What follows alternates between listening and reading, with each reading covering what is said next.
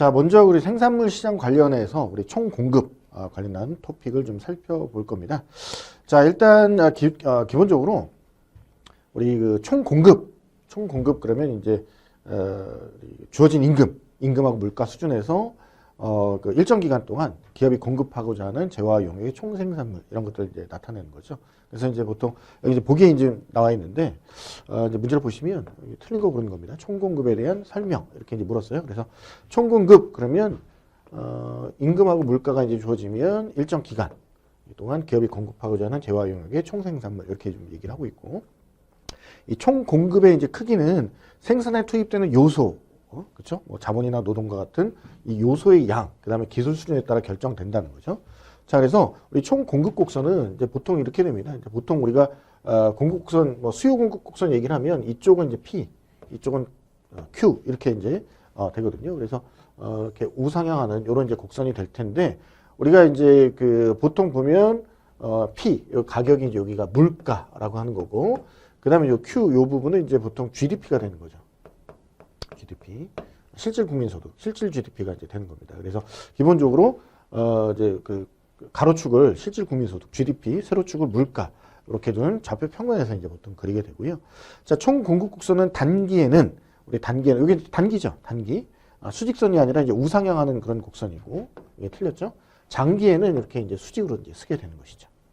그래서 4번 이제 틀린 지문입니다. 일단 답을 이렇게 찾아냈고요. 단기에는 생산 기술이나 그 자본이 고정이 돼 있죠. 그래서 노동량만 가변적이라고 이제 가정을 해서 단기 총 공급 곡선은 고용량이 얼마나 되느냐에 따라서 고용량이 늘어나면 생산이 늘어나는 거고요.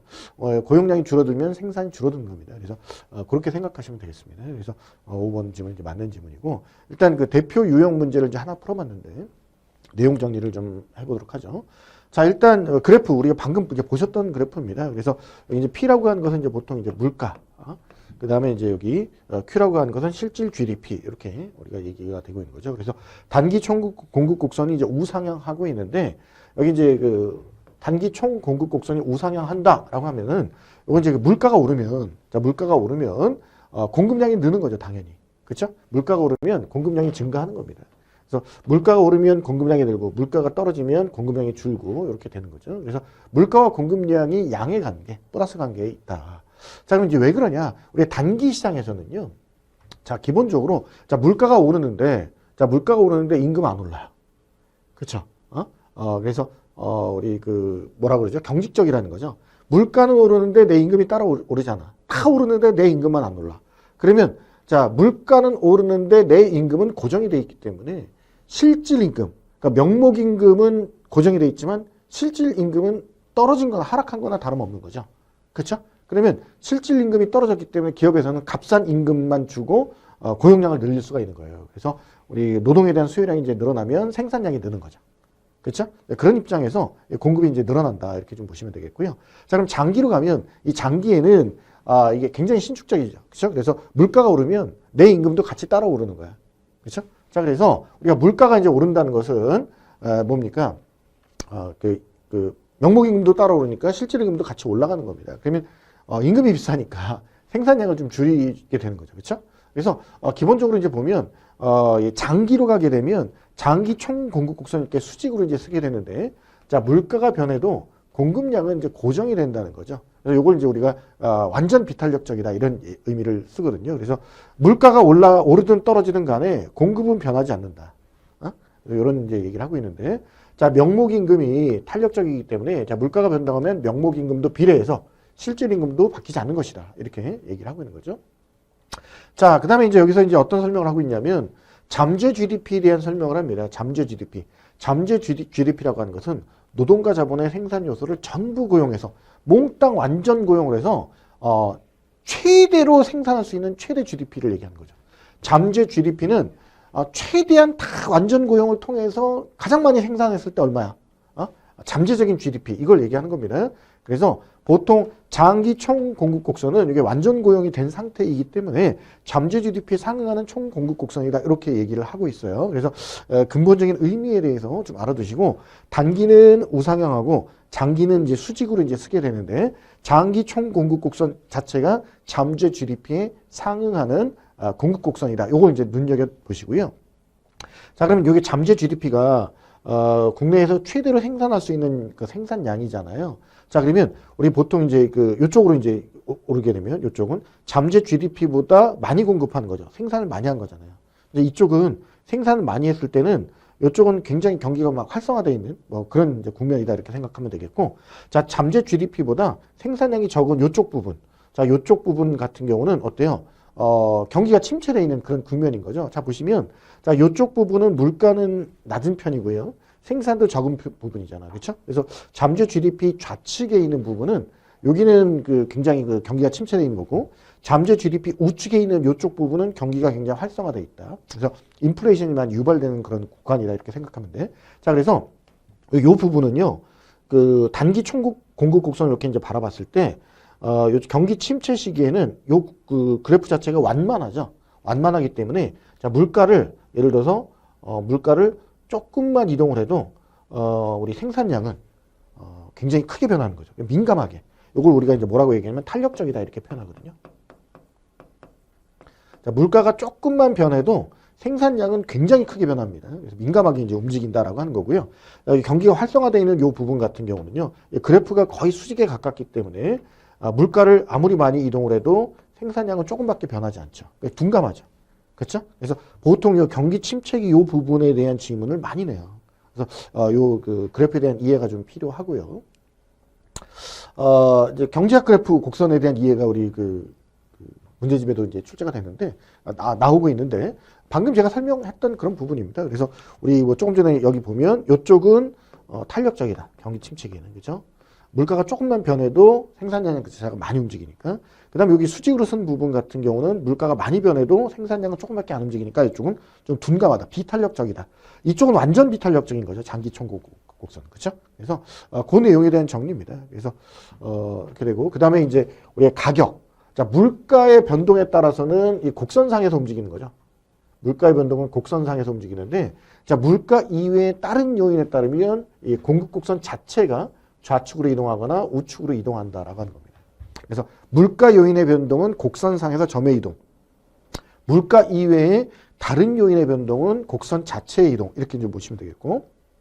자, 그 다음에 물가의 그 약간의 변화만으로도 산출량이 크게 변하면 탄력적이다. 물가가 많이 변했는데 그 산출량이 조금밖에 안 변한다. 그러면 비탄력적이다 얘기하는 거죠. 그래서 경기 침체 시기가 좀 탄력적이고 경기가 활성화되어 있을 때는 비탄력적이다. 좀 수직으로 섰을 때는 그렇게 좀 보시면 되겠습니다. 그래서 그 정도로 좀 이해를 하시면 될 것 같고요. 자, 우리 이론 완성 문제를 좀 보실 텐데, 자, 우리 1번 문제 보시면 생산물 시장의 총 공급에 대한 설명, 우리 틀린 걸 이제 물었거든요. 자, 그러면 이제 동그라미 1번에 장기에는 총 공급 곡선이 이렇게 수직으로 쓰게 되는 겁니다. 그러면 이제 우리 물가가 아무리 변해도 우리 그 산출량에는 변화가 없는 거죠. 요건 이제 완전 비탄력적이라고 해서 우리 탄력성이 제로다 이렇게 좀 볼 수가 있는 거죠. 그렇죠? 완전 비탄력적이다 이렇게 좀 보시면 되겠고.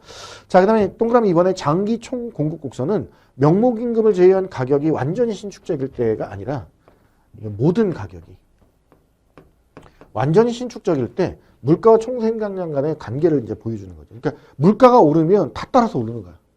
그러니까 임금도 오르고 다 따라서 오르는 거야. 그렇죠? 예, 그래서 물가와 총생산량의 관계를 우리가 이제 모든 가격이 완전히 신축적일 때 물가가 오르면 다 따라서 오르는 거야. 즉각적으로. 그래서 2번 지문이 지금 틀린 지문이 되겠고요. 자, 물가가 변하면 물가의 변화에 따라서는 공급 구성이 이렇게 되는 거죠. 그래서 물가의 변화에 따라서는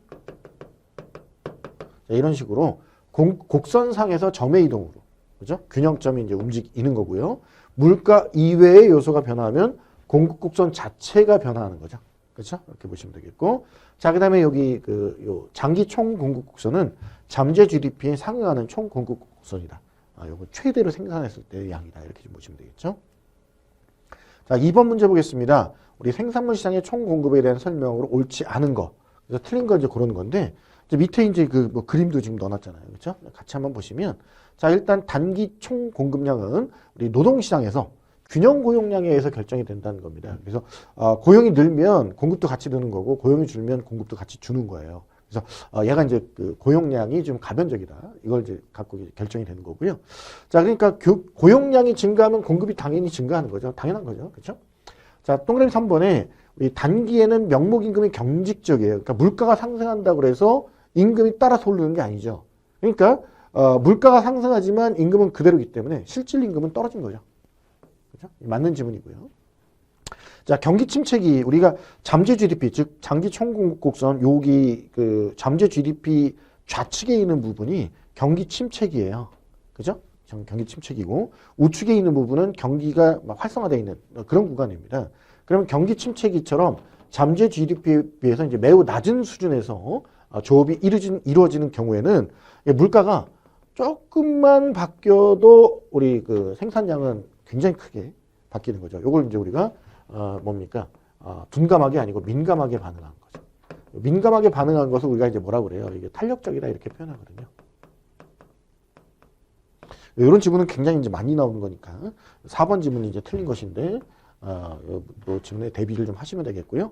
장기 총공급 곡선은 노동과 자본 등의 생산 요소를 완전히 고용을 해서 달성할 수 있는 최대 GDP를 의미한다. 이렇게 정리를 좀 해두시면 되겠습니다. 이 그래프에 대한 이해 잘 정리를 해두세요. 자, 3번 문제 볼게요. 단기 총공급 곡선의 이동에 대한 설명으로 틀린 걸 이제 물어보는 문제이죠. 자, 그러면 보통 이제 아까도 이제 봤습니다만 물가죠, 물가. 물가가 바뀌면 곡선상에서만 이동하는 거야. 그렇죠? 근데 물가 이외에 다른 요인이 바뀌면 곡선 자체가 이동을 하는데, 자, 보세요. 경제 활동 인구가 늘어난다. 그럼 일하는 사람이 늘어났으니까 공급이 느는 거죠. 이렇게 우측으로 이동하는 겁니다. 우측으로 이동하고요. 맞죠? 자, 기술 향상이나 혁신. 그래서 노동의 질이 향상이 되면 똑같은 자본을 투자해서도 더 많은 생산이 일어나겠죠. 그래서 공급 곡선이 우측으로 이동하는 건 맞고요. 3번에 투자가 증가해서 자본량이 증가하거나 자본의 질이 높아지면 역시 생산량이 늘죠. 그래서 공급 곡선은 우측으로 이동하는 게 또 맞습니다. 자, 그런데 보세요. 동그라미 4번에 자, 기대 인플레이션이 상승해서 그러니까 기대 인플레이션이 뭐예요? 물가가 높아질 것으로 기대하는 거잖아요. 그러니까 물가가 많이 올라갈 것 같아요. 그러면 물가가 앞으로 올라갈 것 같으면 나중에 언젠가 임금도 올라가겠네요. 그렇죠? 그래서 기대 인플레이션 상승으로 임금이 상승하면 임금이 비싸니까 기업 입장에서는 어때요? 고용을 줄이겠죠. 그럼 생산량이 주는 거예요. 그러면 단기 총공급 곡선은 우측이 아니라 좌측으로 이동하는 거죠. 그렇죠? 그래서 여기가 4번 지문이 이제 틀린 지문입니다. 임금이 비싸지면 고용을 줄일 거 아니에요. 그렇죠? 4번이 이제 틀렸고요. 자, 동그라미 5번에 총 수요가 늘어날 것으로 예상이 돼요. 그럼 어때요? 공급을 더 늘리겠죠. 수요가 많아지니까. 그래서 공급 곡선은 우측으로 이동한다. 이렇게 좀 보시면 되겠죠. 자, 4번 문제 보겠습니다. 이건 장기입니다. 장기 총공급 곡선의 이동에 대한 설명으로 옳지 않은 것, 틀린 걸 이제 고르는 건데, 자, 일단 이제 보시면 장기 총공급 곡선은 이렇게 이제 서 있습니다. 자, 그러면 이제 이 물가 이외에 다른 요인 때문에 이제 바뀌는 건데요. 그죠? 자, 그래서 인구가 늘면, 자, 인구 자체가 늘면요. 이러면 이제 공급 곡선이 우측으로 이동할 수 있는 거죠. 인구가 늘었기 때문에. 그렇죠? 생산이 늘어날 수도 있잖아요. 자, 그 다음에 그 인구 중에 경제활동 참가율이 높아집니다. 그러니까 일하는 사람들이 많아졌어요. 그러면 장기 총공급 곡선 일하는 사람이 많아지면 그 생산량이 늘겠죠. 좌측이 아니라 우측으로 이동하는 거죠. 2번이 틀렸네요. 2번이 정답이고요. 자, 그 다음에 물적 자본이 증가하면, 자본이 늘어나면 생산을 더 많이 하겠죠. 장기 총공급선이 우측으로 이동하고요. 자, 인적 자본도 증가하면 역시 우측으로 이동하고요. 자, 기술이 진보하면 이게 역시 우측으로 이동하겠죠. 그렇죠? 그래서 충분히 여러분들이 납득할 수 있는 그런 문제가 되겠습니다.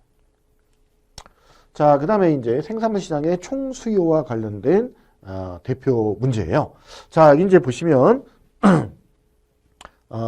여기는 그 핵심 이론을 먼저 볼까요? 네, 핵심 이론을 먼저 보시면, 자, 일단 총수요는 뭐야? 총수요. 총수요라고 하는 것은 이 정부나 기업 소비자가 일정 기간 동안 구입하라고 하는 재화와 서비스의 총량을 총수요 이렇게 얘기합니다. 그래서 총수요는요, 정부, 기업, 소비자 이렇게 나왔으니까 일단 지출, 민간 지출, 그 다음에 기업의 투자 지출, 정부의 재정 지출, 그 다음에 순수출 이렇게 이루어지는 거죠. 순수출이 뭔지는 앞에서 우리가 이미 다 학습을 하셨던 거고요. 자, 그러면 우리가 이제 그 총수요 곡선은, 자, 수요 곡선, 우리가 수요 곡선은 우하향하는 이런 이제 곡선을 띄게 되는 거죠. 그렇죠? 그래서 이제 물가하고 실질 GDP 사이에서 총수요 곡선을 이렇게 얘기를 하고 있습니다. 그래서 우리가 물가가 변동을 하면 우리 수요 곡선상에서 균형점이 이제 이동을 하는 거예요. 그렇죠? 자, 그래서 기본적으로 이제 여기 보시면 자, 물가가 이렇게 있었는데 물가가 떨어지게 되면 값이 싸니까 수요가 늘겠죠. 그래서 실질 GDP가 이게 늘어나는 것이다. 이렇게 좀 보시면 되겠습니다. 자, 그런데 물가 이외에 다른 요인이 바뀌면 곡선 자체가 이동하는 거죠. 물가 말고 다른 요인은 곡선 자체가 이동한다. 그래서 우리 그 수요가 늘면 우측으로, 수요가 줄면 좌측으로 이렇게 이동을 하게 되는 것입니다.